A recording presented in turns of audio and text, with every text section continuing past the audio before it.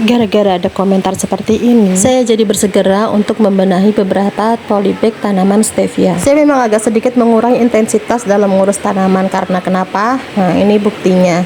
Dan ini salah satu contohnya. Salah satu tanaman sansevieria saya yang jenis golden flame dimakan kambing sampai seperti ini. Ini baru satu contoh ya teman-teman. Banyak banget tanaman saya yang benar-benar dimakan kambing sampai kadang habis daunnya. Nah ini juga ini salah satu kaktus. Ujungnya ini habis dimakan sama kambing sampai dia kejabut dari potnya. Bahkan tanaman saya Monstera variegata itu bener-bener ludes daunnya. Padahal saya punya cukup banyak ya Monstera variegata yang setelah saya perbanyak melalui cara potong batang. Tapi ya itulah, kalau nggak dieker-eker ayam, ya dimakan kambing atau diinjek-injek sama aneka unggas dan kambing itu sendiri. Dan seperti video saya yang sebelum-sebelumnya, teman-teman bisa cek aja kalau pupuk hasil dari panen alas unggas itu cukup banyak dan masih banyak di kandang. Dan ini saya panen lagi sampai 2 ember. Ini tuh udah nggak ada baunya sama sekali. Sebenarnya bisa dijual ya per karungnya, bahkan bisa menembus angka di atas 20.000. Untuk karung yang lumayan ya, ukurannya tidak terlalu besar, itu sampai 25.000 setahu saya.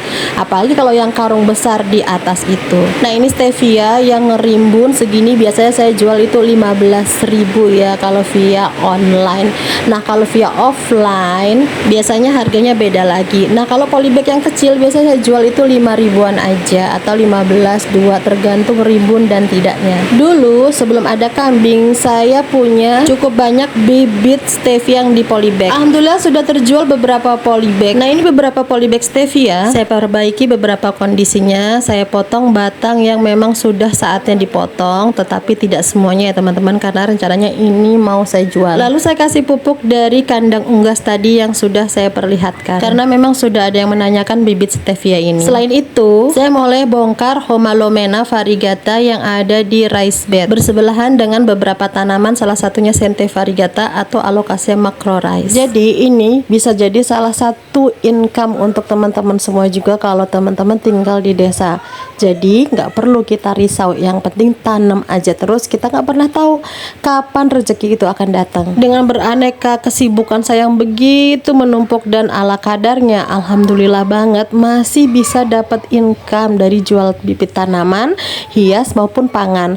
Bahkan stek-stekan saya pernah jual juga berupa biji juga. Itu saya kerjainnya ala kadarnya karena ya memang tanggung jawab begitu banyak. Apalagi kalau teman-teman bisa fokus lalu bisa jual di marketplace dan online secara online.